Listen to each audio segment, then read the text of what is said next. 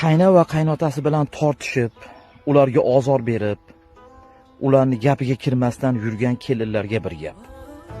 Men hozir qabristondaman, muhtarama kelinlar. Ko'p aytdik. O qaynotangizni hurmat qiling, gapiga kiring, xo'p deb turing. Siz ham bir kun emas bir kun qayna bo'lasiz. Siz ham kelin olasiz, kelinlaringizdan ko'rasiz dedik.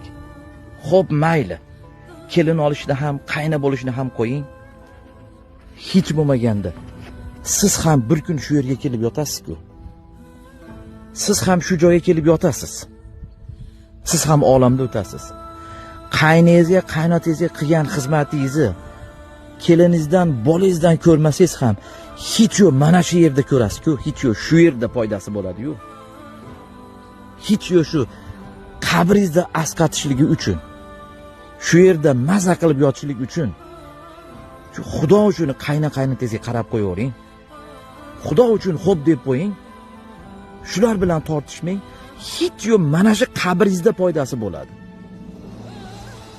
Mayli, keliningizdan, bola chaqangizdan qaytmasa ham hech yo'q mana shu joyga kelishingiz uchun, mana shu joyga kelishingiz uchun qaynotangizga xo'p deng.